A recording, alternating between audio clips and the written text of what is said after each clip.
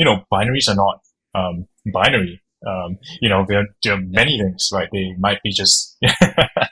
Dude, what a quote. Richard, put that in the beginning of the podcast. Yeah, that is going to be our hook for this podcast. That's amazing. Binaries are not binary. Best part of hacking when you can just, critical think, right?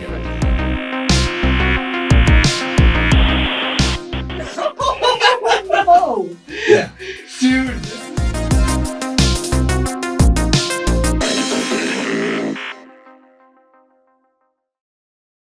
One of the things we love the most as hackers, right, is people or industries that are just pushing the boundaries of what are possible. They're on the bleeding edge and they're asking the tough questions and pushing industries forward, right? And that, I just want to be clear, is why we've had ThreatLocker on as a sponsor of this podcast for so long, is they are doing that for the zero trust industry. They're constantly coming up with innovative solutions to push the industry forward. And the latest one that they've come up with is ThreatLocker UserStore, right? Because one of the main problems with zero trust is everything has to be validated on the last mile, right? There has to be a response team that's approving applications as it's coming through, and that's burdensome to the user.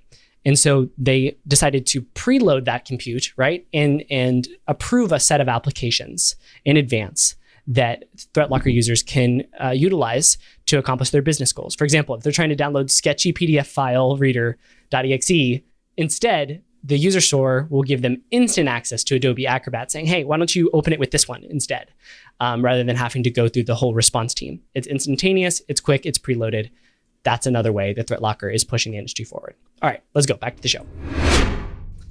All right, hackers, I just got off an episode with SpaceRaccoon, Eugene Lim, the bug bounty legend, and this episode is freaking fire. You guys are going to love this. Eugene is writing a book that's going to be released soon called From Day Zero to Zero Day, and it is about vulnerability research, how to get into it from the perspective of somebody who kind of started in bug bounty, right? So if any of you guys are looking to take that extra deep dive and kind of go towards that vulnerability research realm, then this is an awesome book for you. For the rest of the podcast, we are going to kind of go through all of the chapters of the book.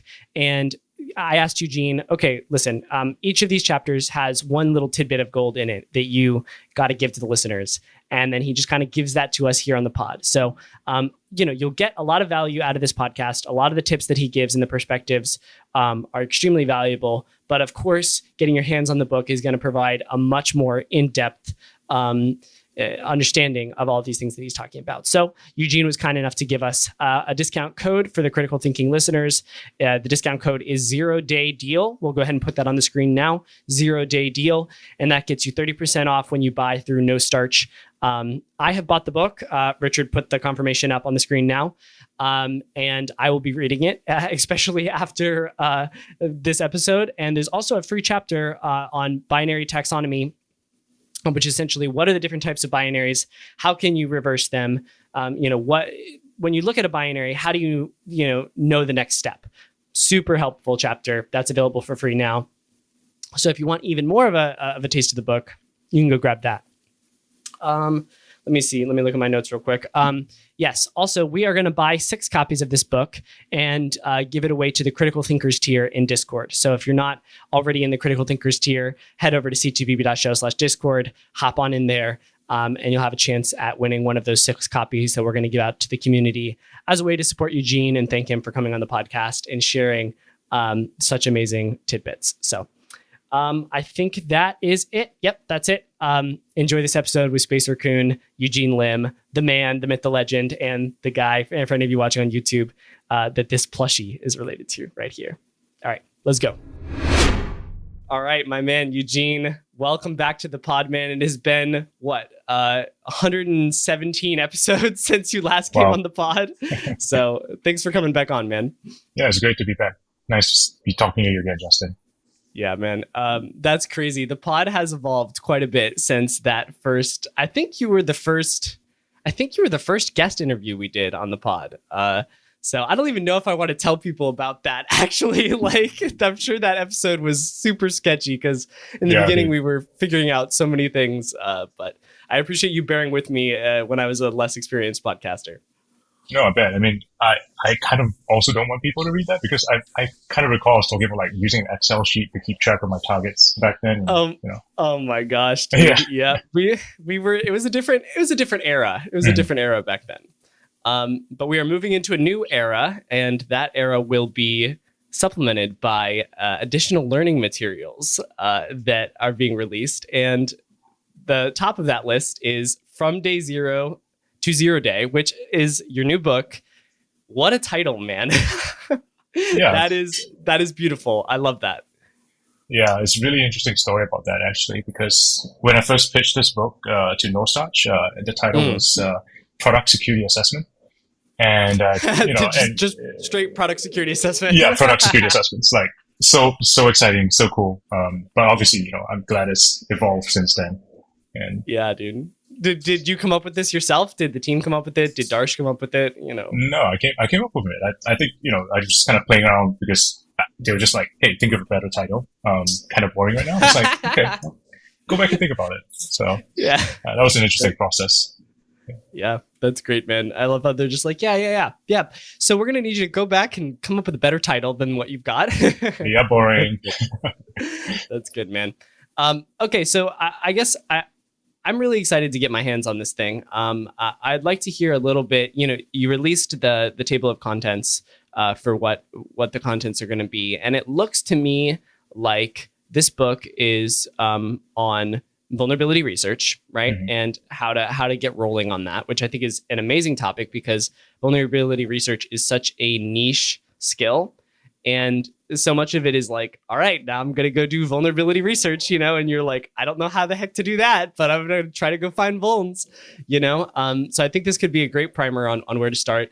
It seems to me like you focused a lot on a little bit more of the binary, exploitation aspect, the reversing aspect of it. And, I've just got the chapter titles since the full book hasn't been released yet. But, I'm wondering where my first question when I look at this is when I think about you, Eugene, I think about the time that we've spent together hacking, right? Personally, which has been mostly focused on like web and mobile related targets. And I know that you've pivoted a little bit over the years into a little bit more of a binary exploitation realm.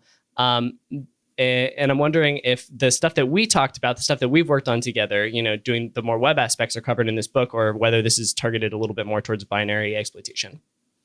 Yeah, so I think, one of the key things distinguishing like web to binary kind of exploitation, obviously, is the kind of attack vectors. Like you kind of wouldn't have an SSRF, and you wouldn't stop there. You would try to get to some kind of binary exploit. But what I tried to highlight here was that there are actually a lot of common approaches, right? There is like code review, source and sync analysis. There is, trying to get a better sense of what's going on within the target, through debugging or reverse engineering. So while we're not really focusing on web attack vectors per se, I think the vulnerability discovery aspect of things is still important. And that's not something I focus on in terms of binary exploitation. So I'm not going like, heap feng shui or, moving things around in memory, but I'm focusing on like, how do you get to that first exploit, right? That first vulnerability. And you can go as far as you want with that, but that's another book. I'm focusing on the discovery. How do you kind of break down a target, even if it's a web binary or even if it's a web server? There's still many, many ways to exploit something, regardless of what attack surface you're using these days. Okay, I got you. So it's a little bit more about like the metagaming of vulnerability research, like what approaches we should take, regardless of what, type of target we're going after to sort of land on, hey, here's my first bug or my first results from security research or vulnerability research. Yeah, and there's a ton of like CVEs and 0 days that are basically web vulnerabilities, right? It's just that the approach is a little different because most times the people discover them, through reverse engineering the web binary or source code review. It's a little different from the typical black box approach that I think kind of sets apart how we used to approach targets in bug bounty. I mean, obviously some overlap these days, but how we see it in vulnerability research. Yeah, it's a different world, man. A lot of people take a vulnerability research approach to bug bounty and then will, and that's great sometimes, they find 0 days and those get spread, across all the bug bounty programs and you get results from it. But it is a very different skill having sort of like a black box environment and trying to test through it. And I think it's also very different than what a lot of people you perceive from like an APT perspective as well. Like if you're working, I've just anecdotally spoken to some of my friends that have worked in that sort of environment, but from what I understand, it's very rehearsed. Like a lot of these operations that are happening, they're spending more time doing the 0 day analysis, right? They're saying, okay, I know that our target, over here is using this software stack or whatever, right? So I'm going to go download that, reproduce that whole environment, find a 0 day, and then utilize that against my target, right? That's the normal flow. Versus like with Bug Bounty, it's like, all right, let's like just show up and just guess at what's happening and like hack stuff. So it's there's a bunch of different realms to all this, and Bug Bounty definitely doesn't correlate one-to-one with any of them, I think. Yeah, and I think it's super interesting as well having seeing more crossovers, because I think you had a episode with Sharon couple months ago. Yeah. So super cool guy, right? And you see the things that come in the bug bounty have a completely different approach, and it's pretty amazing the kind of things they find, and the other way around as well. Yeah, and then even within bug bounty, right? There's more like the pwn to own realm and stuff like that, which is a whole different beast. So. Yeah, definitely lots of different strategies that can work, right? You can do the traditional bug bounty approach like we did in the beginning, where it's like, all right, we show up, we open up our Kaido or Burp Suite instance and we hack some stuff, or you go the vulnerability route, research route, more like Sharon or anybody who's doing vulnerability research. So definitely lots of ways to approach the game. And so I guess going back to the book, though, I love how it starts with chapter 0. Thank you for that. That's great. Yeah, I love 0 index, Yes, that's beautiful. Dude, yeah, I don't know. When I see stuff like that, I'm like, yes, this is the right material that I want to be reading. And then it goes day 0, taint analysis, and then chapter 2 is called mapping code to attack surface. And when I read that title, and I want to go through each one of these chapters and sort of talk to you a little bit about what your mentality was with it, because, to be honest, all right, Eugene, I have a little man crush on you. Like I've got your little plushie sitting right in the background here. You're in my wedding, so. Yeah, exactly. So I have high expectations for this book. And I want to go through each one of these chapters and kind of pick your brain a little bit about what you're thinking on each of them.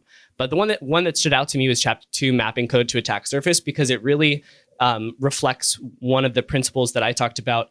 I talk about whenever I have access to source code, which is this one quote from Sam Erb, who I think you might have met at live hacking events.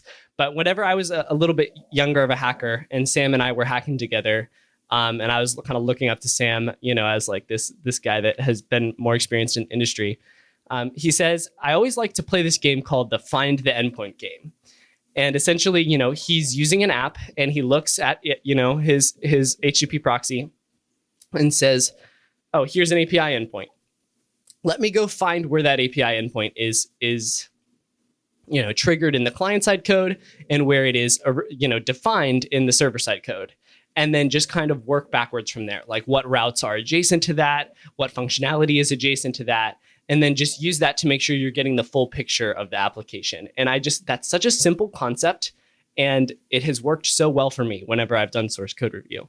So that's kind of what I imagined this chapter 2 was about. Is that is that accurate? Is there more to that than what I've described here? Yeah. So I think pretty much that is one of the key concepts, right? Mm-hmm. From sync to source, trying to find the vector to reach the vulnerable function that you're looking at. Mm-hmm. But I think also part of it was about expanding your definition of what the attack surface is. Because this is something that I wish I learned, like 3 years ago, right? Because, you first start obviously with APIs and endpoints. And at some point you kind of realize there's more to it, right? Now there's like WebRTC, there are other like protocols that still go over the web for one reason or another. And the people who actually take time to understand these, post message and all kinds of other client-side vulnerabilities, they expand their opportunities so much more. And so I think that was one of the things I was trying to get across as well. It's like, hey, let's go beyond this one thing, and now you have many things, and this kind of expands all your options as well. And that makes things exciting because then you can chain them and bring out a lot more interesting exploits. Absolutely, man. It's funny you mentioned WebRTC because I was looking at a target that was using that the other day. And I don't know, maybe, you just threw it out there as one of the adjacent technologies, but I have not seen anything that allows us to like effectively inspect that traffic. Yeah. Have you looked into that at all, like from a technical perspective, or is that something that, am I knocking on the door of some research that's unreleased yet, or what? Yeah, I mean, so I haven't actually looked at WebRTC specifically, but what has interested me a lot is the browser APIs that are available these days, right? There's so much weird stuff going on that are not just simple HTTP requests anymore that a browser can do. Yeah. And the tooling for that is super interesting because it's probably in a binary. You have to do some kind of you could intercept it, but you probably do have to do some kind of debugging as well to get there. And the crazy thing is that these days people are writing applications that use WebRTC to send API requests. And there's some really interesting stuff in there. Yeah, dude, it's very fascinating, and I have only, because I've been so siloed in web, a lot of my research experience, whether it be, and applying that to IoT and mobile, right? Because it does apply. I feel like my perspective is a little limited, but when I have strayed away from HTTP protocol and focused more on like SIP and like custom binary protocols, I'm thinking of like 3 or 4 bugs that I found in those arenas. Very limited set of experience, but I look back on those so fondly. I'm like, yes, that was the real hacker shit. No, I still remember the SIP bug that you found in that. I think it was a Vegas event, right? Yeah. That was amazing. That's right, man. I was just, I don't know, man. It does really energize me in a way that, a lot of other stuff doesn't. And I guess just speaking anecdotally, personally as well, like I've talked to a friend recently who's kind of struggling with, okay, now I'm like 3 years into bug bounty and I'm like, kind of getting comfortable with everything. And I want that again. I want that, like, something needs to be interesting and new. And, while I totally understand what he's saying, like, I also am a little bit of a sucker for just like good old HTTP vulnerabilities, man. Like I don't. There's just something inherently about Justin that just loves to find a freaking excess. First love, Yeah. I don't know. It's just, I think I'm paired pretty well to it because it's like there's still a lot of like passion and excitement that comes out of finding a vulnerability that I've found like 1,000 times before. So I don't know, maybe that's just me, but definitely, looking deeper into those different protocols and stuff like that is really exciting. And I think is a very ripe attack surface for anybody who's willing to take that extra dive. And you're helping people do that with this book. So, all right, let's backdate it a little bit. We talked a little bit about mapping code to attack surface. Talk to me about day 0 and taint analysis. Specifically, taint analysis is interesting to me because that is a very interesting term that I've seen applied to a lot of different things. And I think that fits the global viewpoint of your book really well. Yeah, so what I found interesting because obviously it's something that we all have picked up intuitively in this space. Like you mentioned code review, trying to figure out where the endpoint, find the hidden endpoint, right? And that's essentially it, right? You're trying to find the sink, which is a vulnerable function or some kind of exploitable part of the code, and you're trying to trace it back to the source, which is where your initial inputs come in, and hopefully there's nothing along the way. And what I found in the binary space was pretty interesting is that it's a fairly technical term. It's a term that a lot of PhDs use, but it's actually something that we figured out intuitively at some point.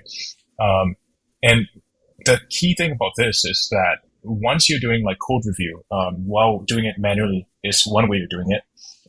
Taint analysis is this huge field that, there's been so much research poured into that in the academic space, modeling code bases. So you can do it completely automatically. That's how like CodeQL works, and I guess Deep SandGraph works these days. But there's so much more to it as well, because then how do you quickly abstract, for example, a sanitizer, some kind of function that will break your flow, right? And you're like, okay, time to look at something else, or something that can propagate your inputs, something that might not obviously look like it's going to pass your input to somewhere else in the code, but it does. And you just need to be aware of that. And so a lot of it is just really kind of exploring, unpacking this kind of academic sounding subject, but making it practical. Dude, that's freaking exciting, man. I need that. That is what I need. Okay.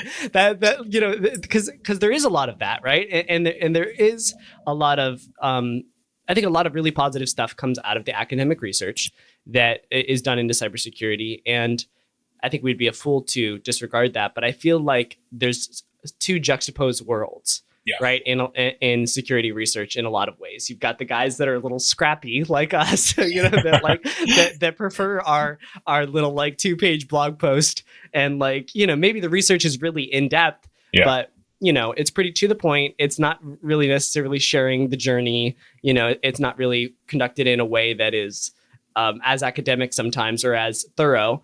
And then you've got these really, you know, well-written, long academic papers with, you know, that may or may not have, you know, amazing takeaways buried in them.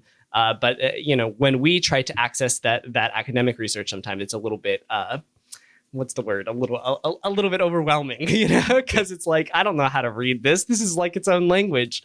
So I'm really looking forward to that. And I think one of the things you said there that really hit the nail on the head is input propagation. That really resounded with me. And it made me think of, you know, I want to say, man, was it earlier? No, it must have been last year. At the beginning of last year, we did a little stint on the pod into WordPress security research. Okay. And, you know, I was a PHP dev. That was my first job. And I felt pretty confident. I was like, yeah, I can read PHP. Like, this isn't a big deal, right? But WordPress is its own thing, right? Like, there's a lot of ways that there's hooks throughout the WordPress ecosystem that take your input and propagate it to other spaces, right? And if you don't know where those hooks are, then it's very unintuitive, the code, the flow of the code, right? And you miss a lot of attack surface if you're not aware of those. Yeah. My takeaway from that experience was, wow, whenever I'm doing source code review, I really need to understand thoroughly how input propagates through the system. So that makes a lot, that really aligns with that. And I think it is a difficult thing to figure out how to do. And I'm amazed that, there may be some way to do this, you know, in a more automated fashion that CodeQL or other like systems would be able to trace. It's pretty sick. Yeah, for sure. I guess part of it is also like, you know, going beyond source code. And I guess we can talk about this in the later chapters, and, you know, how you just not just do this in source code, but in binaries and kind of a gray box approach as well. Yeah. Let's definitely do that. So, moving down through the chapter flow, the next one is automated variant analysis. So here's, okay, let me just put my cards on the table here, Eugene. Okay, here are my cards. Here they are. Okay. What I want is to go through each one of these chapters, and I want you to give me a little tidbit of like what I can expect to take away from this book, right? Because this is you know, like I said, cards shown, mutually advantageous to everybody, right? We get some nice tidbits for free in a 2-hour podcast, and you know, we get to get more interested in the book. So let's kind of go through here and kind of take tidbits from each chapter. So tell me about automated variant analysis. What's the 80-20 of that chapter that we need to know about? Yeah, so I think one of the things is that, like, when you look at CVEs, you know, they don't often come in they come in batches, because obviously, like, someone discovers a common vulnerable pattern in the code, and then they just just replicate that across the code. So that's one way to do automated variant analysis. You might see a new CVE come in. It might make sense to just not just dismiss it and say like, hey, it's not vulnerable anymore. It takes time to like break it down, understand it, and then look for other patterns in the code, and you can find your own 0-day from that 0-day, right? And then the second part of that is then how do you just go beyond a single target and then you go to all the targets, right? Because sometimes these patterns are replicated in many code bases, either because they use the same library or they just reuse an open source a piece of code, right? And this allows you to then find 0-days in everything, basically, right? I think you've done something similar before. I feel like you've done something like that before, right? Yeah. Very much so, yes. Yeah. So I guess it's kind of like putting into words like things that we kind of know intuitively, we practice, and then, crystallizing it moving forward. Yeah. Essential, man. I just wanted to say with that, RIP CVEs. Did you see the whole thing that came out? What did you? That's crazy, right? Is the CVE program just being defunded? Like, that was like a 1 day notice, basically, right? And they just sent this letter out, and everyone was like, "What?" That's not good. Yeah. So I hope. I guess it's currently April 17th when we're recording this, and it's my buddy's birthday. He's a security researcher as well. Oh, wow. And he put in a chat, and he's like, this is my birthday wish has come true. CVEs are being removed. I'm like, what the frick? Yeah, no CVs, no vulnerabilities, right? Yeah, man, but that would be such a pain, if we didn't have access to that data source, because like you mentioned here, it's so helpful for understanding, okay, what kind of mistakes has this target software made in the past that they might be, more vulnerable to in the future.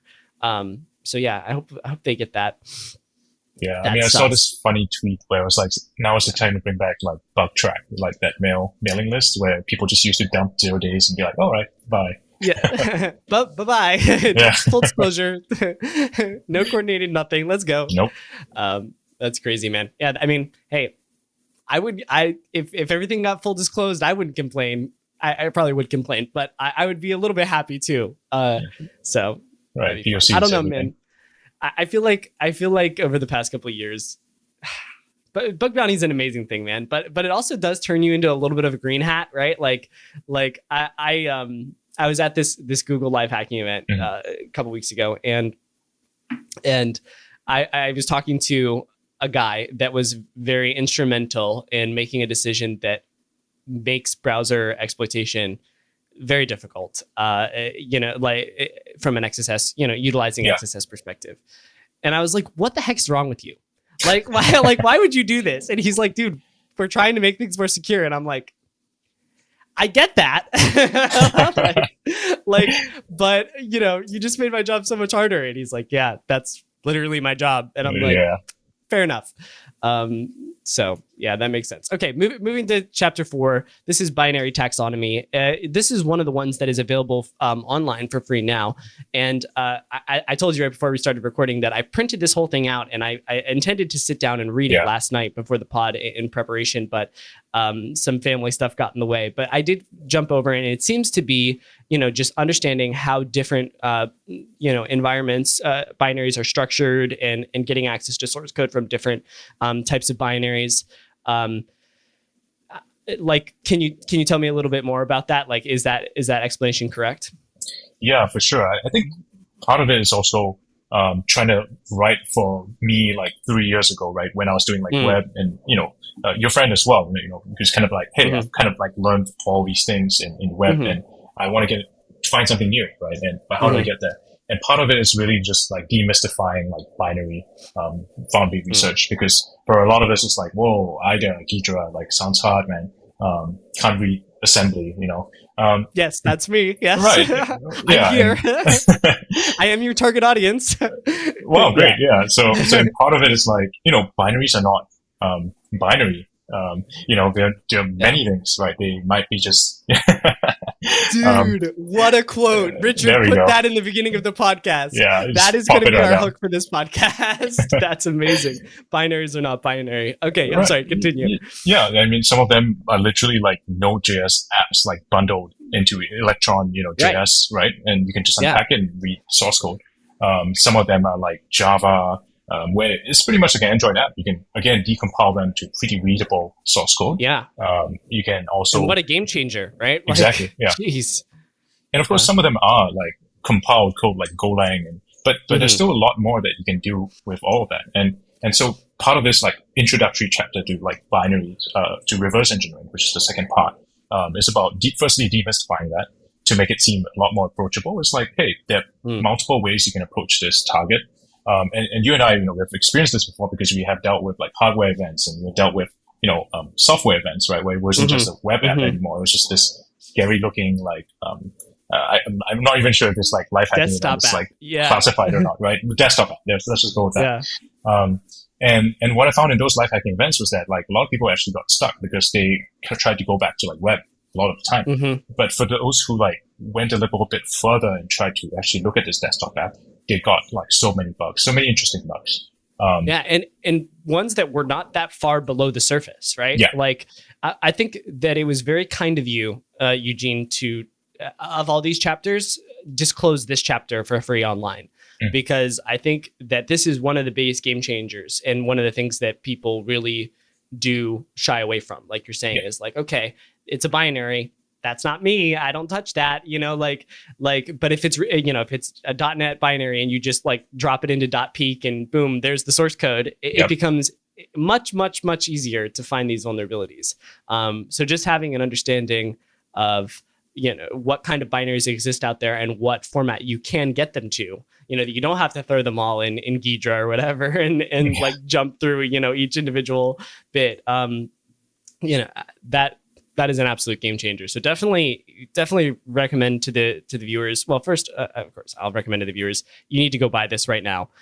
This book, pre-order this book. And we actually have a deal for you.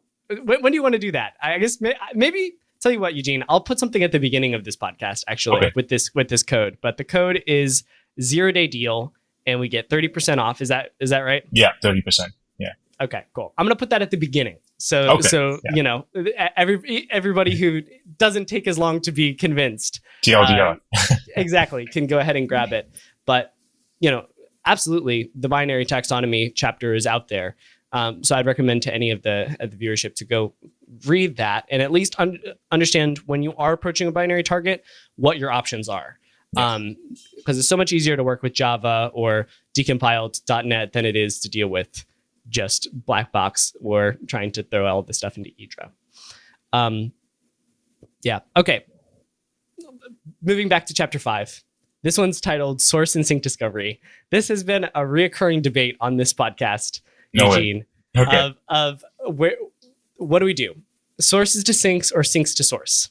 And you've said a couple of times already that for you, it seems to be a little bit more sync to source. You identified the vulnerable portion of the code and then you work back. Is that always your methodology or is there any deviation from that? So I kind of think about it like this way, right? Because it really depends on, firstly, like source code analysis. If you have like the source code, then I think sync to source makes a lot of sense. Because, it's kind of like you have a kind of a maze, like those little mazes you used to use a pencil and try to like trace it. And what's the best way? Do you start from all the outside, entryways, or do you start from the middle and then try to like find a way out, right? And that's kind of the analogy I use in the book for source code review.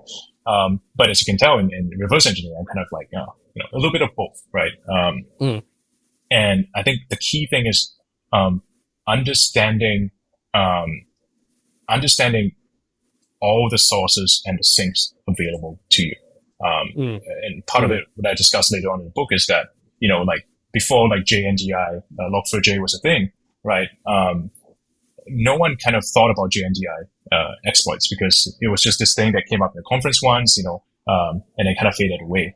And only when someone like actually like took the time to understand this conference paper and then find an exploit in Log4j, everyone was looking for like JNDI exploits moving forward. And so depending on what your understanding of what sources and syncs are available to you, then there's a lot more options for you to trace back and forth. And that's what I try to bring out with this chapter in reverse engineering, is that you have to understand your target. Is it exposing a remote attack surface? Is it something like more local? And then that can give you a more informed decision of which way do you want to go. Yeah, that absolutely makes sense. And I love that you said what you said there about understanding both the sources and the syncs, right? Because I think that's where it becomes a little more nuanced, right? Yeah. Like we've debated on the podcast a couple of times. Like I think when Joel was on, we used to debate this often. But one of my approaches with all of this is like when I'm attacking a new target, especially when I'm not time bound by a live hacking event, I want to spend some time getting intimate with the app, right? That's one of our little things we say here on the pod. I think that came from me like fumbling my words sometimes or something like that. But a little Freudian slip there. but it works, right? You know, Yeah. you need to get intimate with these apps, and you need to understand, you know, the nuances of how they work. And for me, one of the best ways to do that is to look at the sources, right? Yeah. Where does my data flow into the application, and how does it flow through all of the different pieces? You know, have I observed in the front end, you know, something happening that I can't trace at the code? Okay, well, my input's getting propagated somewhere that I don't understand, and I need to figure that out, you know, and I need to figure that out early on so that, you know, when I'm assessing the other parts of the code base, I can actually accurately trace what's happening, you know? And so that's why I always say, like, I actually spend a lot of time looking at sources in the beginning. And I think that it also informs what kind of exploit you want as well, right? Like, not to say that auth bypasses don't exist, they absolutely do, you know. Right. But if you're looking for a unauthed, you know, RCE, you probably shouldn't go look at all these auth routes first, you know. Like, probably what you should do is focus on the unauthed portions of the code base, right? And how do you get access to those flows? And obviously unauthed portions probably for most apps are going to be a much smaller subsection. So let's narrow it down, let's focus on those, and then let's, you know, trace those from source to sink and try to figure out, you know, what kind of sinks we can hit. But then obviously when you're dealing with larger code bases, that gets super overwhelming, right? Like what are, there's so many routes, there's so many places that this could go. You're kind of forced to do it backwards, where you say, okay, well, let me find some code that looks sketchy. You know, over here we're constructing an SQL statement in a little bit of a sketchy way. You know, is this variable actually typed? You know, like that sort of thing, right? And then, you know, tracing it back up the stack. So I think it is you know, something that requires judgment on a case to case basis, right? And I think, you know, this chapter will probably add a little clarity for most people that don't know how to play that game. Yeah, for sure. Especially in the context of like reverse engineering, where you don't have, sometimes you don't have the source code, but you know, it's just a big blob and it's kind of scary. But then, you know, there's actually a lot of tools that you can use, dynamic analysis with debuggers, to then just trace the whole flow out for you. And that's what I'm also trying to bring out again, just kind of bridging this gap. Yeah, I think that is a new world for me as well in the world of binary analysis, tracing all that through. And I've often thought in the world of source code review that I should just sit down and write some tooling relating to this sometimes, because I often, you know, it's pretty clear how all this works. You know, you look at a function, you know, that is tied to a route, right? Yeah. And you trace the input through it, and then you jump to a different function, and there's this path that comes, right? And then sometimes you need to backstep a little bit in the path and go to a different execution path, right? Yeah. And I've thought that, and there's like this VS Code extension that I kind of use called bookmarks that will allow you to like bookmark specific locations in the code and jump back to that really quickly. And obviously, you know, VS Code has like, you can jump back to where your cursor was last, and you can kind of step through the code that way. But I've always thought that there needs to be some better tooling defining Vuln pathways through the code. Yeah. And Eugene, I just thought about this. How sick would it be if like you had that, and then it would automatically build out those graphs that we do in every report, where it's like, okay, here's the source, and then here's the middleware, and then here's the next code, and then here's the next one, and then, you know, you just kind of mark the key lines, and then say export pathway, and it says, okay, code flows from here to here to here to here to here, and you get that snippet and you just paste it into the report, right? That'd be so helpful, man. Oh my gosh. I mean, that's the crazy thing, right? Because like, it's actually like such a hard problem. And when you think about like CodeQL, SamGrep, and later on reverse engineering, talk about this tool called Anger, they were all literally written by like PhDs because, right? Yeah. And part of it is interesting because obviously they have the expertise and the deep understanding to really kind of like, I guess it's like computer science, like call graphs and stuff like that. Absolutely. But then also like, it goes into the hands of like researchers who like have a very different take on it. It's like, we want to find the vulnerabilities, right? And kind of bridging those two, between this really complex tools and, you know, I want to find bug kind of vibe, is actually part of the challenge, I think. Yeah. It's a classic software problem, actually. You know, like we have the more technical author of the code, right? And they write it how, you know, they try to put themselves in the user's shoes and try to build a software that works for them. But then you've got the normal user, right? And maybe I shouldn't represent it this way, but like it's a classic software engineering thing where it's like, all right, think of the user as a potato, like they are going to make every possible mistake that they could possibly make. And your job is to make the UI as intuitive and as simple as possible. Right. Yeah.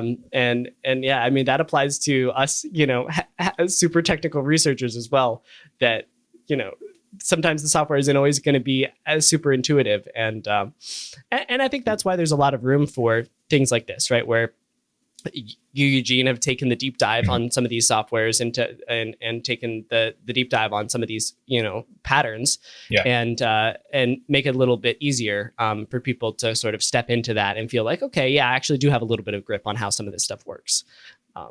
So that's great. I appreciate that, and I need to do that for some of the softwares that I've written and stuff like that as well.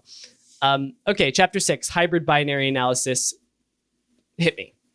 Yeah. So I think what I'm trying to say here is that, you can use static approaches, right? Where you kind of reverse engineer something, you put in IDA or Ghidra or, dot peak or whatever, and you decompile it, and there's just all this like stuff that you have to go through. But like you said, there's some code bases that's so massive that it's almost impossible to like do it statically.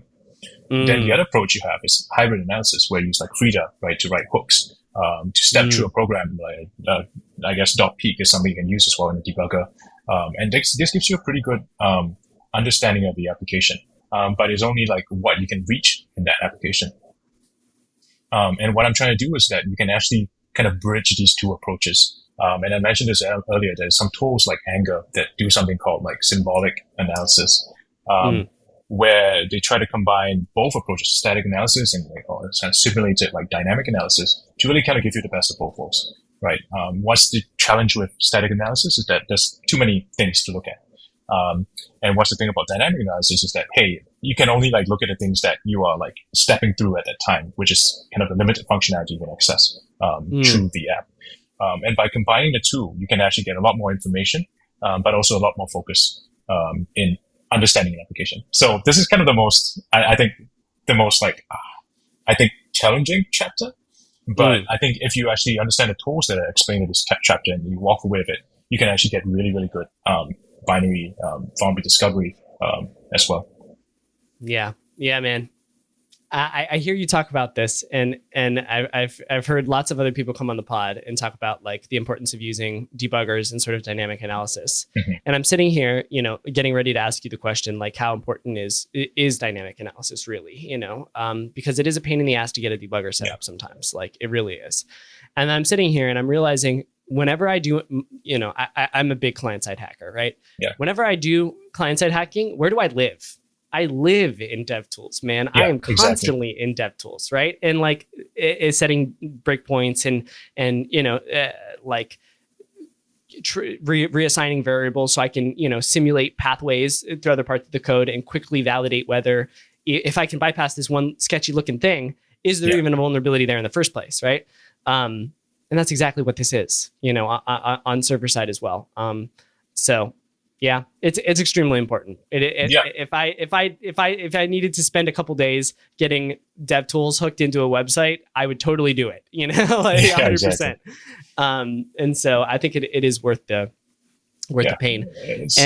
And Frida opens up a whole new world too. Yeah. I think I talked about this with you before.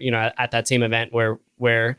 Actually, in that whole flow of that SIP related bug, I was showing you all this like Frida hooks that I had into the application, right? That it was a mobile app at this point, and I had to essentially use the mobile app as a proxy, to send these requests because I didn't have a good way to send SIP requests, right? And yeah, it's just absolutely essential when you're dealing with some of these protocols that aren't as built out as HTTP surrounding like tooling for that. And then I remember, Eugene, the moment where it's all coming back to me now where on that bug I was stuck, and then Eugene was like, dude, you should just patch the binary. And I'm like, the fuck? Like, what do you mean patch the binary, Eugene? But this is a perfect thing, this is why I'm glad you wrote this book, because a lot of the guys in the web world, right, at that live hacking event wouldn't have said, dude, just patch the binary, and you did. And that was the right choice, right? And really all I needed to do in this specific scenario was like flip one bit to get a header out of the way, and then I can inject my own. So yeah, dude, that was very impactful to me as a hacker. Yeah, I think part of it is really like expanding your toolbox, right? Because like Frida, like I think most people understand it as like a mobile debugger, but you can actually use Frida on the operating system, right? Like Mac OS and Windows, and it actually becomes a lot more powerful for research as a whole. So that's one thing I actually demonstrated in there was that we use Frida to actually find a vulnerability in the Windows desktop application, and I think that makes it so much more interesting. Tell me about that a little bit, because when I've used Frida on a mobile app, typically I'm using it on an Android mobile app, and I have access to, I decompile the Java code. I see, okay, this is the function I want to hook. I grab it, it's got a nice readable name, that sort of thing, right? And whenever I need to use Frida to hook into a native library, it's like, oh, this is pain in the ass, and I gotta figure out all this. So, I mean, is it? I don't know. That's kind of how I'm imagining it with desktop apps. I imagine there's more nuance to it. Yeah, I guess, obviously there's like some apps that are like compiled and stripped with all the symbols, right? And then you get like weird function names, and it's basically impossible to figure out unless you spend a lot of time like reverse engineering it. And then there's also other API calls that you can make. They're like OS level, like Windows API calls that have used very common names, like, like how we have browser APIs. You have them for Windows and Mac OS as well. And these are also common names that they have to call regardless. And then this makes it easier for you to then kind of understand, like, at the base layer, what is this application doing? You may not need to like go all the way deep into the internals of the application, but you can understand how that application is interacting with the operating system or with the web, right? Because these are pretty common function names that you can just hook on and understand. Dude, that's pivotal. That makes so much sense. Where you want to get, where you want to snag these pieces of interaction, where it's hitting pivotal pieces of the operating system or the browser or whatever. So you hook on those. That's good. That's great. Yeah. There you go. Dude, it's starting. Just patch the binary, man. Dude, shut up, Eugene. I'm gonna do that right now. That's great. That definitely helps. And thank you, Eugene. This is exactly what I'm looking for. Awesome. The quick and dirty tips. Okay. Speaking of quick and dirty, next chapter, quick and dirty fuzzing. Talk to me about that, because first I say talk to me about that. Let me yap about it first, and then I'll let you talk about it, because I feel like fuzzing is something that I've talked about on the pod a couple times before, and I see a lot of high power hackers use it. Specifically, Franz is like a notorious fuzzer. He'll just throw every character at everything, and I'm like, why are you doing that? That seems like such a time sink, right? But then he's like, I knew from this $1 sign being injected into this one spot that there's like this crazy bug down the pathway. And I'm like, wow, okay. And I think it's a hole. I think it's a hole in my own methodology personally. So I'm definitely interested to hear how important this is to you in your methodology, attacking not only web targets, but, and obviously it's more important in binary related targets. Yeah. So I think, again, like pretty much with the first chapter of the parts, the other parts, right? This is my first chapter to the fuzzing part. And the goal of this chapter is really to just say it's less to demystify it and also to explain why it's easy to kind of get started. And that's why I say quick and dirty, right? Because a lot of times, these days fuzzing is pretty advanced. Like people have like attached like debuggers to it. It's like basic guided fuzzing, smart fuzzing, as they say. But the old ways still work pretty well, which is dumb fuzzing. And what that means is that, you have a vague understanding of the structure that the application expects or the web application, and you just kind of go wild with it. You just throw everything at it, right? And my argument in this chapter is actually like, there's actually a lot of CVEs that you see out there. Like you could have found them with a dumb fuzzer. Right. And so what's the gap, right? The gap is like, fuzzing is this thing that seems a bit scary. I don't know where to start. And so what I do in this chapter is really introduce a couple of like, fairly simpler fuzzers that you can use to then just get started right away. And you will see in a lot of the kind of point-to-own write-ups, they actually use dumb fuzzers. to start with, right? Really? To kind of get the intuition of the app, like what Franz was saying, right? It's like, oh, I found out that this $ was weird. And then from there, they can kind of do deeper research. But the point is just get started, just fuzz it, right? And what I hope to do is that this lowers the barrier of entry to the reader and be like, hey, it's actually not that hard. I can fuzz this target, and you can actually find a lot of with just this starting point. Yeah. I'm thinking through that as you're saying it, and I'm thinking, there's so many applications for that in so many ways that makes sense, even in a time-bounded engagement, right? Like Pwning or like the live hacking events where it's like, okay, I don't have time necessarily to build out this smart, coverage guided or debugger utilizing fuzzing environment, right? I just got to throw everything at it and then like just dedicate a computer to it 24/7 for the rest of this event, and just grab the weird stuff that pops out and see what I can do with it, And I think there's actually, in the web world, there's an interesting application for this as well, which is kind of where I live a little bit, which is that I've been kind of mulling over, which is I think there does need to be, and there is a possibility nowadays for a fuzzer that is a little bit more intelligent, that doesn't require a lot of configuration in the web world. And that is by using LLMs to process the body of, either the request body or the response body and say, okay, where are these IDs that I need, and then start using those to automatically build requests and then fuzz on top of them. Because, maybe consider this situation. You have like a post request, it has 3 IDs in it, right? If the first 2 are valid objects, then the third one is going to be put into an SQL statement, right? And so, if you just throw a random fuzzer at that, right? Then it's and you're just putting backtick and everything in all of those different fields, then you're not going to catch the SQL injection in the third ID. But nowadays, where we can easily say, okay, we need to grab this ID, this ID, this ID, and we have a way of really easily identifying that by looking at the JSON body and correlating those. I think it should be much easier for us to isolate each individual like endpoint or each individual entry point for data, and then fuzz at that specific level with valid values for all the other entry points for data.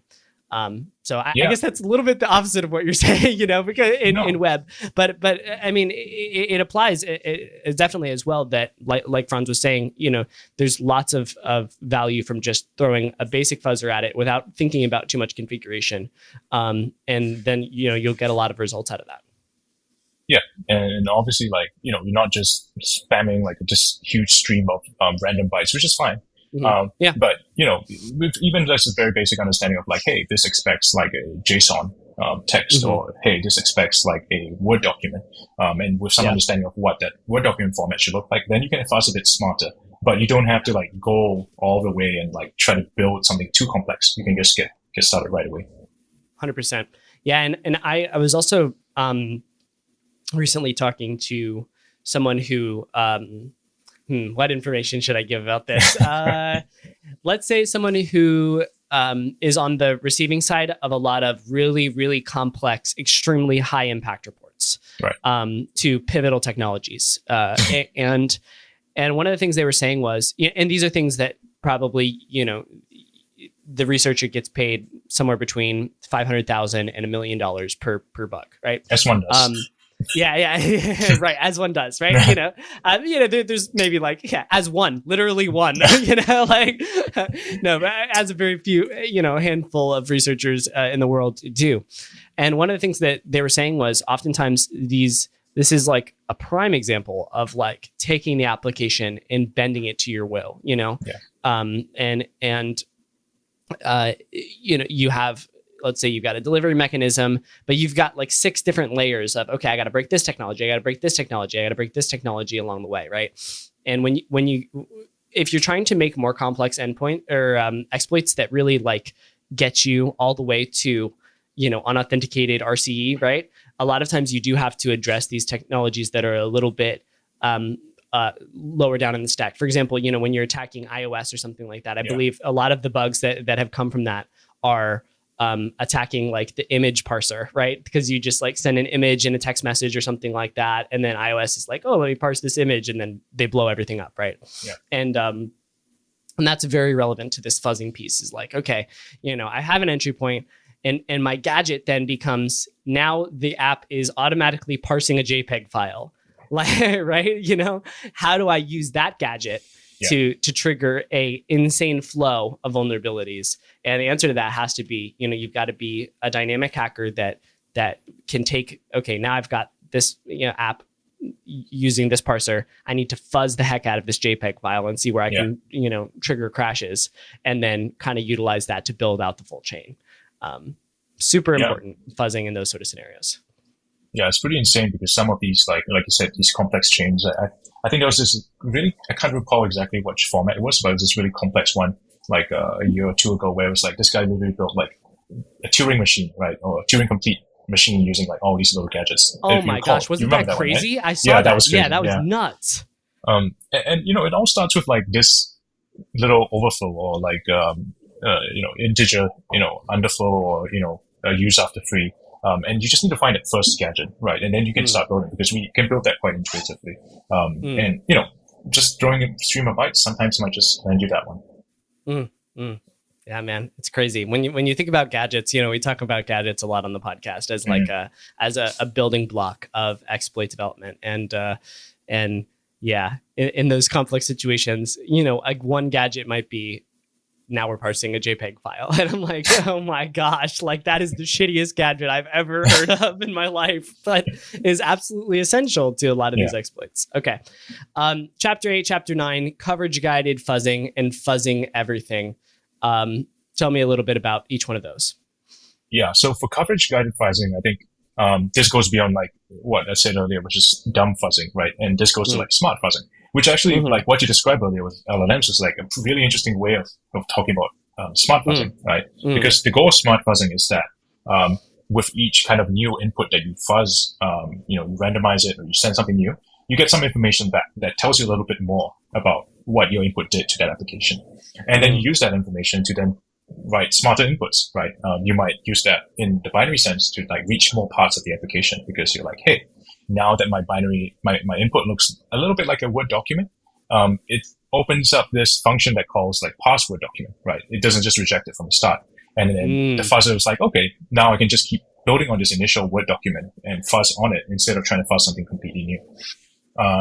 And that's really the goal of like coverage guided fuzzing, is to build a better understanding of the target, and from there, getting right deeper into the application. And that requires some setup, right? It's not like dumb fuzzing where you can just get started quick and dirty. You need to write a harness. You need to like understand the application a bit more. You need to tweak your inputs. And that's what this whole chapter about, just getting you into that, and understanding this, critical thing. I think it's one of those things that like everyone knows is now kind of close to the standard of fuzzing, like what you need to do to get started in fuzzing. But it's always, the setup is always challenging. It's always difficult. And I kind of demonstrate that through a practical example of how you can just do that right away. Absolutely. Yeah, that is definitely a different layer, right? When you're able to do it intelligently. And my mind definitely thinks that, as it's spinning for web, that we should look at the ways that binary researchers have taken fuzzing and utilized them, because it is such a more pivotal part of binary research, and how to apply that to other areas as well. Obviously mobile uses a lot of similar concepts as binary exploitation, but also in web, how can we isolate, certain paths of code and try to fuzz those more thoroughly. Very, very interesting. It's unfortunate because we don't have as much introspection in these black box contexts. And if we had, these web apps and we hooked debuggers into it, then we could essentially do the same thing. But not always the case. Rarely the case. And so I guess chapter 9, fuzzing everything, is that sort of similar to what you were saying there with coverage guided, just kind of extending that further? Yeah, I think it's kind of like blowing up the definition of what people typically think about fuzzing, because a lot of people think fuzzing is just like this pure binary thing, right? You just send like you said, JPEGs or documents or something. But what I'm trying to say is that you don't just have to fuzz that. You can fuzz a web application, right? You can fuzz a Java application that isn't like a pure binary, but it's actually still possible to fuzz it and use coverage guided fuzzing for it with the right tooling. And you don't just have to, send binary blobs. You can send text. You can send JSONs and so on and so forth that allow you to fuzz a lot more. And I think this is something that the web portion of research has been really good at, in that they use that, like Francis, you said. But that's what I'm trying to encourage as well, for people who just think of fuzzing as like only for binaries. Is actually not the case. You can use it for everything else. Very cool. Okay, chapter 10. We're closing out here. Beyond day zero. What does that last chapter entail? So this is the be a good person chapter, right? Because it's like you've got your 0 day. What are you going to do with that, right? So I talk about responsible disclosure. I talk about how you can utilize that. Your person you talked about at the Google event, right? It was like, obviously they take the things they've learned and apply them to make it more secure. And so I kind of focus a bit on that, because I think it's really important, especially in this space, as we just discussed with the CVEs, right? It's actually, we think, I think a lot of people think of CVEs as a collector's item, right? To add to the trophy case. And in some ways, that's a good thing, right? Because that shows that you've found an actual vulnerability. But a lot of people also kind of take these things for granted, right? Actually, the CVE system is like run by, it's a community-based system. It's run by MITRE, but it's run by many people in the community. And it can break so easily. And so I try to kind of expand that kind of thinking. It's like, hey, it's cool to find that 0 day. It's cool to like make money from it, but just think a bit more about how you want to contribute back to the space and, be a good citizen, in some ways. Classic SpaceRaccoon chapter. A little lecture at the end, yeah. Now listen here, y'all. Don't take this and do anything nasty with it. I don't know why you have a Southern accent in my head in this scenario. Texan, but that makes a lot of sense, Eugene. And I don't know. There are a lot of people that are a little bit more gray hat than they should be, in my opinion. And I've always been inspired by your commitment to ethical hacking, like really, really ethical hacking. It's you're definitely a good person to have that, write that chapter at the end and inspire before people you go. to. Yeah, exactly. Take this with you. Don't go alone. Awesome, man. Well, I have to say, man, I'm pretty impressed that we just went through all of those 10 chapters and you remembered what is in each chapter and we're able to, succinctly represent it on the pod, because as somebody who, I guess I don't type it out, and write it, and maybe I haven't reviewed it as many times, but I very much have this problem of like, especially when Joel used to be on the podcast, I would say something on the pod and Joel was like, yeah, you said that on the pod last week. And I'm like, shit, I can't remember exactly what I said. So great job. Clearly you've spent a lot of time working on this book and ironing out all the details. And I appreciate the succinct representation of a lot of this and giving us a lot of great takeaways. So let me see. The book is not the only reason I had you on the podcast today. There's also been a lot of other really interesting research that you put out over the past couple years since we last interviewed you on the pod. So I definitely want to jump into that as well. But perhaps I'll start off with this, man. Like, where's the bug bounty? Have you forsaken us, SpaceRaccoon, our leader? Where have you?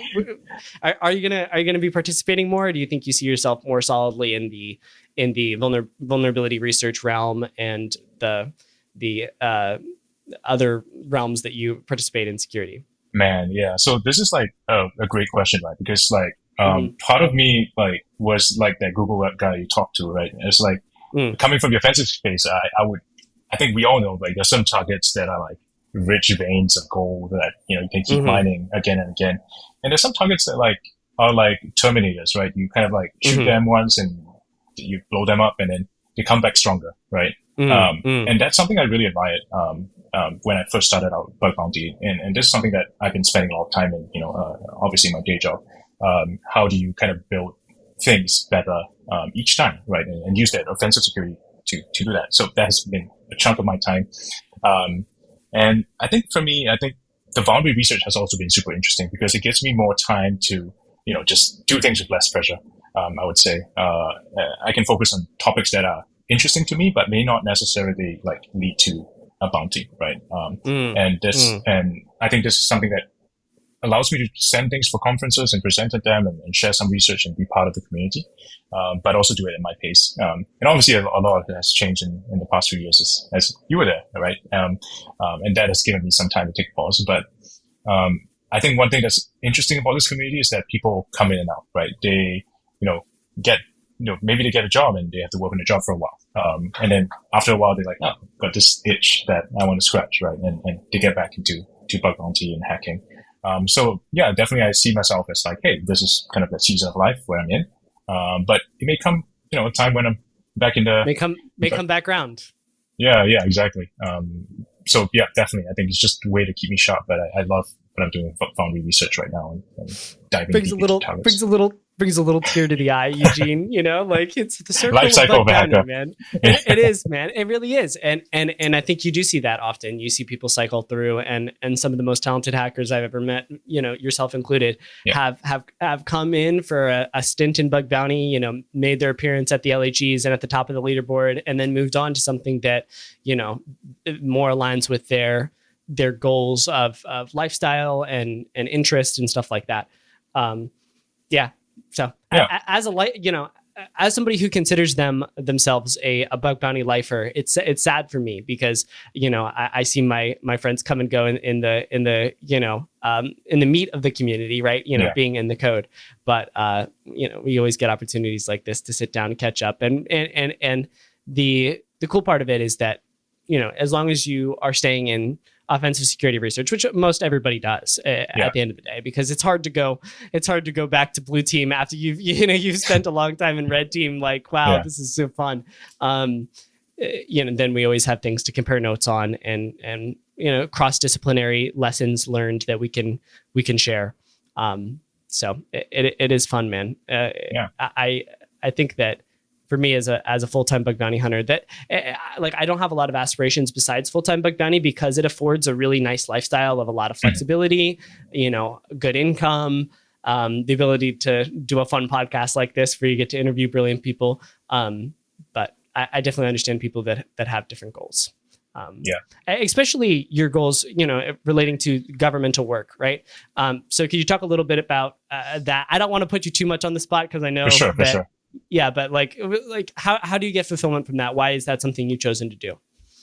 So it's actually pretty related to my bug bounty journey as well, actually, because the first bug bounty that I did was the Singapore government bug bounty program, right? Where they're like, hack the government, like make money. I was like, that's cool. That's really, really cool. Don't mind if I do. Yeah, don't mind if I do, right? And that's what got me into this bug bounty space in the first place. But actually, one of the first big bugs that I found was in Starbucks.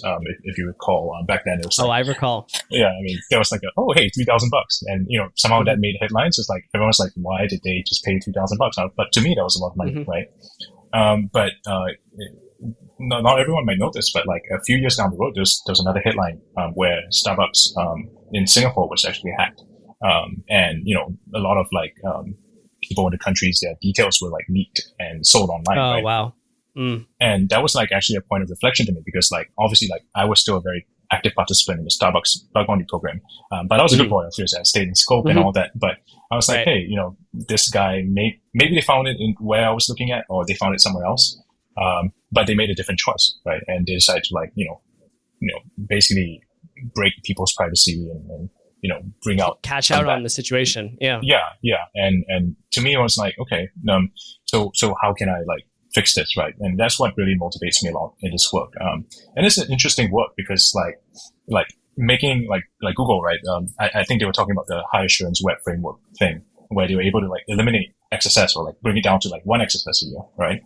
That was something I observed in Meta a while ago because when we first did that event at Meta, right, we did find that. I think it was an SSRF or something. And then I just never found a similar one again, right? And to me, that was pretty interesting. So it was also intellectually challenging. It's how do you build this? And you deal with a big organization and you try to convince people to do things, it's not all technical. So to me, that was an interesting thing, but also there's this motivation behind it as well, which I very much attribute to my start in bug bounty, which is why, it's such a wonderful space to always come back to.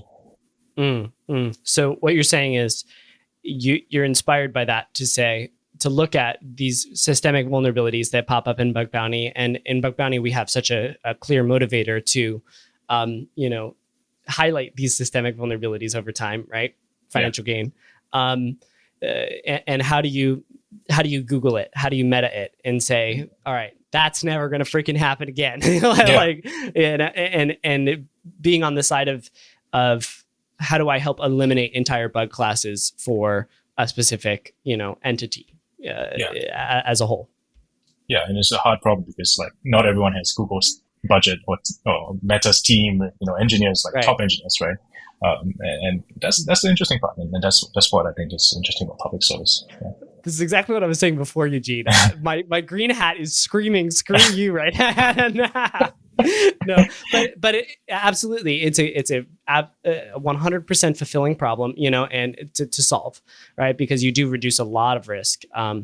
And yeah, I mean, as much as I hate to say it, Google has done an excellent job with that on the XSS front, and I have spent a lot of time banging my head up against Google's XSS protections, and they're rough. So I got pretty close a month ago, but we can talk about that offline. Me too.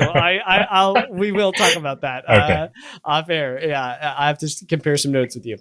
All right, let me take a look at my notes here as we shift away from the day 0 to 0 day topic. So we've got the guilt by association pwning millions of smart weight machines, which I do want to talk about. But actually, I want to take a brief jump into source code review, and we touched on this a little bit when we were going through your book. But I wanted to kind of just brainstorm with you a little bit here on how LLMs will assist source code review in the future.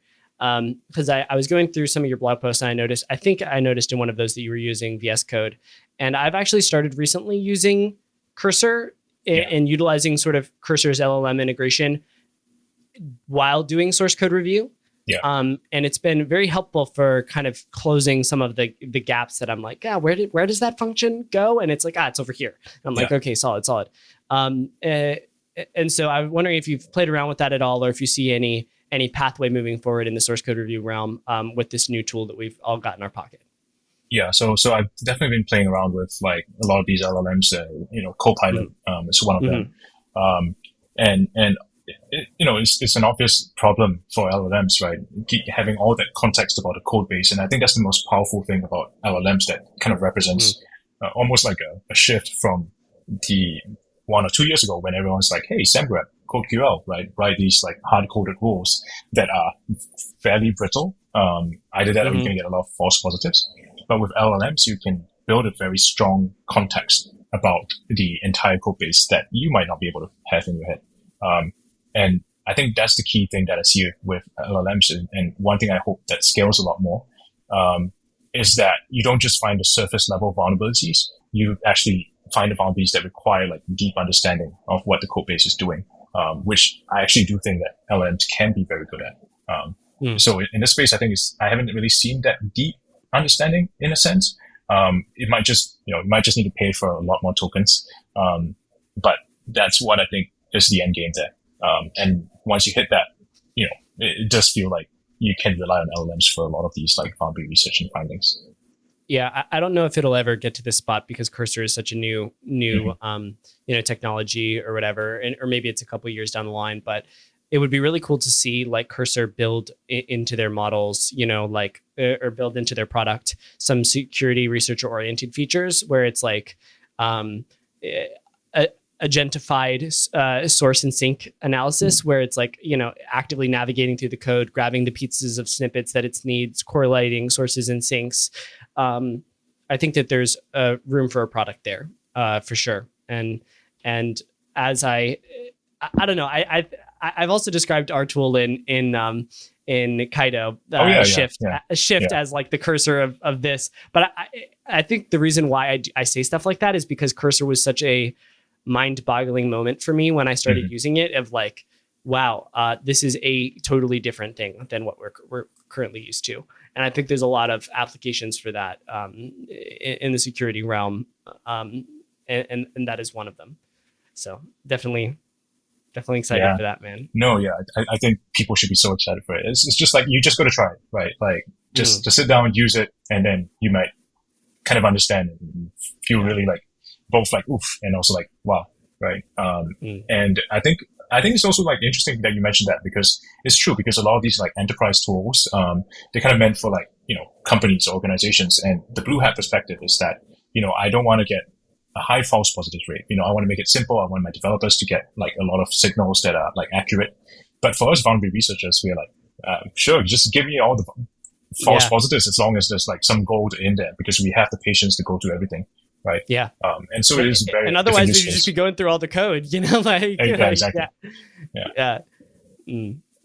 Definitely lots of room for a good product there. My brain just starts spinning every time I think about it. And I have seen some hackers recently that are, I guess, very respected source code review hackers saying, I am very impressed by recent, LLMs and the job that they've done in source code review when utilized properly. So that is a sign to me that we definitely need to be utilizing those when we're doing our source code review process to make ourselves more efficient. And I'm just coming off of a Google Live hacking event, so Gemini is like, like I have a very love-hate relationship with Gemini right now, but Gemini is really interesting because the context window is freaking massive.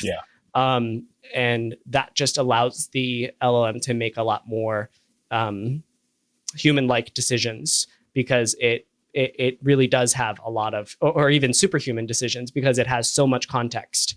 1 million tokens is like a lot of tokens. Very cool stuff there.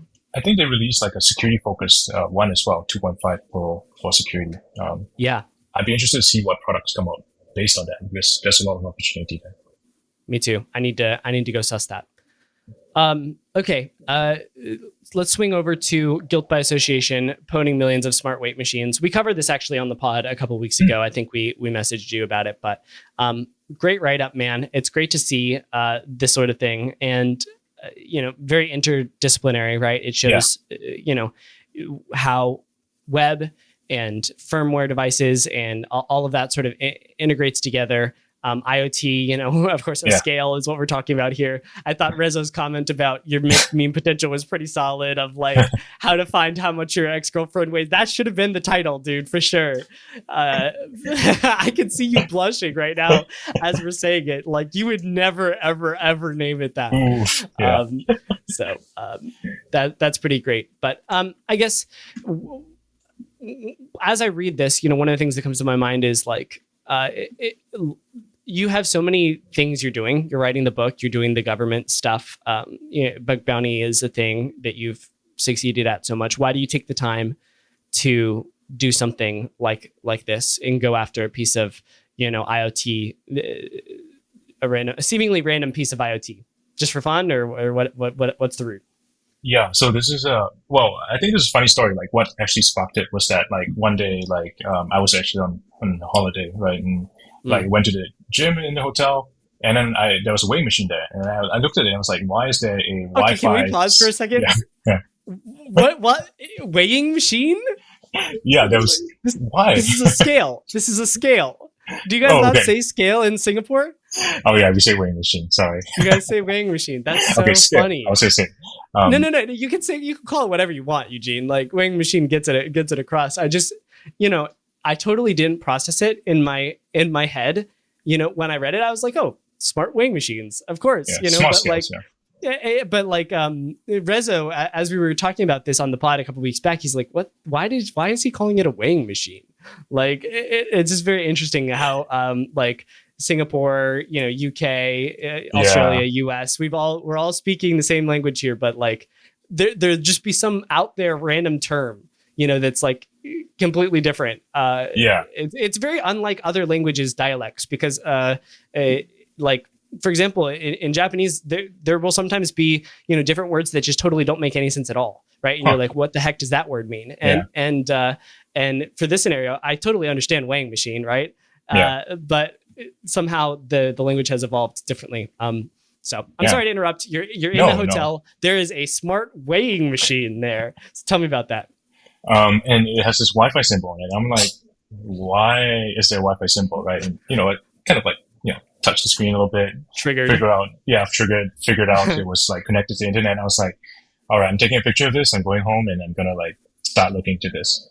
But like part of it for me was the motivation is that like I wanted to kind of step out my comfort space, right? Because like last year I presented at hardware.io, which is a hardware research conference on like monitors, like monitor research, display monitor research. But I realized that at that time that I was still very much stuck in like firmware, like client side software. I didn't actually like, reverse engineer any of that, hardware kind of hacking. And when I went there, and I think, we've also seen this, when we go to like hardware hacking, live hacking events and people are like doing crazy shit, right? That we would never do. Like, and, connecting wires, soldering, desoldering, reading a flash RAM. I was like, that's pretty cool that you can do that. Pretty badass. Yeah. And, people are sometimes nice and they share the firmware. And that's when we can get our hands on it. But to get there, you gotta like have those like hard skills, right? And so I thought this was a good opportunity to like step a little bit out of my comfort zone to try that out. So what I did, the hardware hacking portion of this like research was very basic, it's just connecting to a UI port. But it got me started, right? Because it forced me to like buy the equipment and to like, buy the wires and try to connect it and try to solder it or whatever. And that kind of was interesting to me. What was more fun, I guess, was that it actually came out to something, right? Because I just wanted to get a shell, right? But then from there on, I was like, okay, now what do I do? Because sure, I can like read my own weight or change my weight, but that's not very interesting. Look, honey, I lost 10 pounds. Yeah, exactly. Right? It's just like, cool. What does that matter, right? I'm not putting on that post-marriage 20, I'm doing great. It's all in your head. Yeah. So, and that just became this whole thing where it's like, damn, wait, you can actually like take over everyone's weighing machines and change their weight or whatever, I guess. But like some of these companies, they don't just sell weighing machines; they sell like blood pressure machines or other like health devices. And that was like pretty crazy to me. So I actually learned a lot. So while it was this thing that I came across, it was actually something I've been meaning to do for a very long time, which is like try a bit more of hardware hacking. And kind of do this kind of interdisciplinary research. Absolutely. And it is super fun. It is super fun to do, getting approaching a target from a different direction is really cool. And you went up against a lot of things in this blog post. As I'm looking through it, it's great that you were able to grab the Java source code a little bit there and have something that was a little bit more readable. But, you see that, you see the SQL injection in the web, you see the firmware, you got the UART hacking part. There's even some Bluetooth in there. Like it's definitely an eclectic hacking experience, which I think is really cool about going after some of these devices, because if you are looking for a way to like cut your teeth in various realms of hacking, then you can just grab a device like this and just be like, I am going to understand everything about this device, which I think is something that I repeat to newer hackers time and time again, is like when you are like trying to approach a target, your primary goal should be, I am now the most knowledgeable person in the world on this thing. Like the devs walk into this room and I will, it's literally been to the point sometimes where, I'll meet the devs for the software that I'm doing. And I'm just like, you're this guy. I know what lines of code you wrote because I got access to these comments and these comments have your name in them. And like, that was shit. Nice. like what, and it's a blast. It's a blast to do that. I did want to ask, there were some Bluetooth components to this. And obviously that's a really fun attack vector because it's semi-remote, right? Like, when we're on the actual physical device connecting UART cables and stuff like that and getting a shell, it's a high and it's really helpful to have that debugging shell, but it's you have to be physically attached to the device. So the impact is a little bit meh. Bluetooth is sort of like that middle ground where it's like, okay, maybe I'm down the street, but I'm still popping your scale. Yeah. And then, obviously you went for the full remote route, which is obviously the most badass. So that makes sense. But why did you shy away from the Bluetooth realm? Yeah, so I think for the Bluetooth realm, there were kind of two parts to it. Firstly, like there's already been a ton of research into like the Bluetooth protocols that smart scales use, and there's an open source project called OpenScale, where people have kind of reverse engineered, understood all of it, and while it was, I mean, potentially possible to kind of have an exploit over Bluetooth, buffer overflow, whatever, just by because some of these were pure binary API calls from the mobile device, and then obviously on the machine itself, it would be more binary. It would also be very challenging to kind of fully debug and build a proper exploit, because I was like, this is bare metal ARM firmware, right? I could emulate it, but yeah, do I want to? Do I is it worth it? It's literally a weighing machine, right? And right, and it's like, I don't have and it's possible, right? But do I want to, right? And so I thought that's why I started to shift more towards hey, let me get to this shell first, then I can understand this a lot better. So it really depends on what information is available to you at the time. Do you have the firmware? Are you able to emulate it? Do you have a shell on the machine? And so for me, Bluetooth was not a super viable path. It was a possible path. If I was there's a prompt to own or something, I would have tried everything, right? But for me, I was like, hey, I just want to find something fun, and I'm not going to stress out too much about it. So yeah, it's part of methodology as well, right? You got to pick and prioritize which attack vectors you're going to use. Yeah, and I think at the end of the day, you went for the attack vector that has the most impact, right? Which is the fully remote exploit, which utilizes device to cloud communication, which is I think we've interviewed a couple hackers that go after IoT devices on a regular basis on this pod. And if there's one little tidbit of advice we could give to somebody who wants to go do IoT hacking, it is do not neglect the device to cloud communication. That is where the meat is time and time again, right? And so it's cool to see another example of that here. That seems to be continuously revalidated, and you get maximum impact, and you often get a little bit softer attack surface because the devs aren't really thinking, okay, well, who's going to get in between the device and the cloud, right? Yeah. A lot of times people they expect that APIs are going to get hammered and stuff like that, but not that extra layer there. Yeah. Really cool to see, man. I had in the notes as well, just kind of anecdotally, the @version thing. I had not seen that as much before for SQL injection for WAF bypass. I think that's a cool one. So I definitely have that one in my pocket moving forward. Yeah, that one's it was interesting because it's a whole new world, because this particular WAF I was coming up against was a BT WAF, right? Which is actually Chinese WAF. So no one, there's not a lot of documentation in English language about this WAF and bypasses, but you just need to enter the Chinese name of this into search, and then you get all these posts in Chinese about bypassing this WAF. And that's where you get a lot more interesting gadgets. So that was an interesting thing that I learned is actually there's a lot more information, in all these foreign languages that would actually have pretty big nuggets that you don't get in English. Yeah. I'm a little bit, it's interesting because I have had that experience several times, because there's some really niche, Japanese researchers on in client-side stuff in particular, which is cool. But I'm sure it's just so much more vast in Chinese. And for any of the people that are not, nobody's listening to this podcast, they don't speak English, right? Because how are you an hour and however much into this? But English, there is so much vast amount of information, and it's so pivotal for people to be had that in their skill set to be able to access all that. And I'm sure that it's the same case in Chinese, because so much of the internet is in Chinese. I'm sure I'm missing out on a bunch of really cool techniques. And every once in a while, there's something is bridged, right? Where it's you see this new tool pop up, it pops to the top of all the benchmarks, and it's from some Chinese researcher, and you go to the GitHub and it's all in Chinese, and you're like, all right, here we go. Now I got to figure out how to use this shit. Very cool to be multilingual in that regard.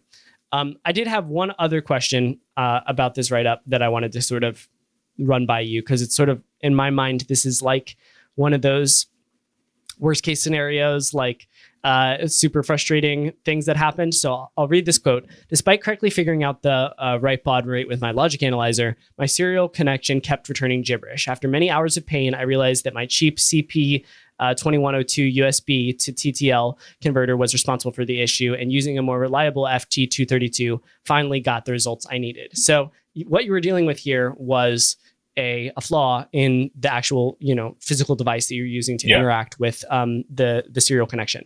That sounds horrible. And like a nightmare, because for me, I just, I'm struggling to get enough of this stuff to work in the first place. And then being able to realize like, no, I am doing it right. Something's wrong with that device. Was really, I'm sure that was a pain. Can you talk about that? How did you realize that was happening? Yeah, because so the interesting thing with so basically like I was trying to get a baud rate, which is the kind of like the rate of symbols being sent over time, and it's important to get this right because you're kind of converting from like electrical signals to actual digital information. So if you get it wrong, then your symbols are all going to be garbled and so on. And I had initially gotten the right number using like a multimeter, which is like a physical device you just use to measure first. But then when I tried to enter that number, when I tried to use that connection using the USB to TTL converter, it just didn't work, and it was driving me crazy, right? And so as I mentioned in the blog post, I did kind of talk to this like previous researcher who had done it, and he was like, "No, this seems correct, like what you found." And I was like, "Okay." And then I read online and about the tools I was using if I was like configuring it wrong, and someone actually had like a few posts on like which was the best converter to use, and then they said like, "Hey, this is pretty prone to failure," and that kind of be like, "Okay, well, I've tried everything, must as well try this thing," and it was super annoying because it actually did work. But this was like a really important lesson for like hardware hacking, where I think we're very used in software and web for things to be like consistent, right? You can use an emulator even, but it's supposed to work the same way because it's code. But in this case, there's hardware failure, which is just mind blowing to me. so frustrating. Like this is definitely, like I said, like a worst case scenario in my mind of like, there's actually something faulty with the cable that is making that not happen. Props to you for getting past it. And it's always great to get that sanity check from a more experienced hacker in that realm that has a little bit of like a feel for it. Like, oh yeah, something's off here. That definitely helps. Joel did that for me a couple times in my IoT hacking experience, and I so appreciated that. So I guess because we're already quite a bit in the pod, so I won't dive too far down this rabbit hole. But as far as serial communication goes, in this scenario, you said you hooked up a multimeter to it first, and as I understand, as data is coming over these wires, you're trying to figure out, the rate at which the signal is sort of oscillating there, right? And that determines, the baud rate, which needs to be configured on your serial reader to make sure that you're interpreting the correct, changes in voltage as a specific character or something like that, right? So if you see just a string of ridiculous looking characters, then it means, okay, something's probably off and like the delimiter is not correct or something like that, and you're not getting that correct rate. Is that accurate?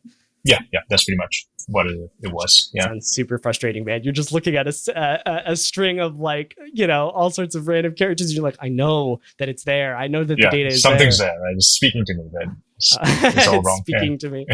Yeah, that's great. Okay, I guess I'll ask one more about this, and then we'll wrap it. But how did you sort of reverse engineer the IoT authentication flow for this specific device? I mean, that the write-up outlines that process a little bit, but for the reader that hasn't gone through that, what would you say the TLDR on that is? Yeah, I think the TLDR is that like IoT device authentication is actually a fairly standard pattern. And they have the bad pattern, which is like people just hard code secrets on the device. It could be the serial number, it could be like a MAC address, or then the good pattern, right, which is like using certificates. And they use the whole like public key infrastructure kind of pattern to authenticate to the server. So it's actually a fairly common simple pattern, and end goal is that like you got to read the secret somehow. You got to get that secret, whether it's a certificate or the like serial number that's stored somewhere on the device. And so once I got the shell on this device, it was just, there were various like debugging tools I could use. And one of them was like reading from memory, reading from the database. And that was what I used to kind of extract it, and understand it. So that was the static part of it, because now I had the certificate, I could try to like authenticate to it directly myself and figure out what went wrong. And this was actually like building like from a long time ago, at that same AWS hardware event, that you and I were at, right? Because if you recall, I did have some of those certificates, on a device back then, but I didn't really understand it, but now I do, right? So that's progress, right? That's nice to like look back and think about that. Yeah. It's funny you referenced that, because I think you and I were both kind of sort of cutting our teeth a little bit at that event, right? And we saw some of the more experienced hackers, and I think there was a cert swap that happened, and then the traffic was able to be proxied. And when I saw that, I was like, wow, that is badass. I'm going to do that. And lo and behold, you had the same idea, and here we are. There we go. Yeah. So that was like a fun, like, circle, moment. And, from there as well, because of the shell, I could run debugging like connections. And there was like a lot of debugging logs that also give me like a bit more information about what was going on. So that helped me avoid like just pure bare metal, like ARM reversing, and really just do a more dynamic approach to it. Yeah. Dude, as I'm sitting here listening to you say that, I'm thinking this is exactly why I made this podcast. Because, you and I had the privilege of going to that live hacking event where we learned so much about these things. And you're right. So many of these patterns are repeatable across multiple targets. And, you have a couple experiences with it, through a friend or at the live hacking event competitions via the show and tell. And then you start seeing these patterns emerge, and you get confident doing it yourself. And that's how you grow as a hacker, right? And that's really what I credit for my rapid growth as a hacker was showed up. Like I was the +1 of a +1 to a live hacking event in like 2017. And the things I saw at that event and the preceding event changed my mentality on hacking for a very long time, because you get exposed to, especially if you dig and you'd be like, hey, what did you find? Hey, what did you find? Hey, what did you find? You get exposed to different hackers' techniques and their different knowledge base, and you're able to sort of pull it all together into one. So thanks for this, Eugene. Thank you for taking the lessons you've learned in that regard, writing them into this blog post, and then writing them further into this book that you're releasing, because that is how the community grows. And you and I are in a very privileged position to have seen a lot of this firsthand, and definitely want to help disseminate that to other hackers so that they can grow as well. Yeah, for sure. Thanks for having me back on. Of course, man. It's been a great pod. That's a wrap. And that's a wrap on this episode of Critical Thinking. Thanks so much for watching to the end, y'all. If you want more critical thinking content, or if you want to support the show, head over to ctbb.show/Discord. You can hop in the community. There's lots of great high-level hacking discussion happening there, on top of masterclasses, hack-alongs, exclusive content, and a full-time Hunters Guild if you're a full-time hunter. It's a great time, trust me. All right, I'll see you there.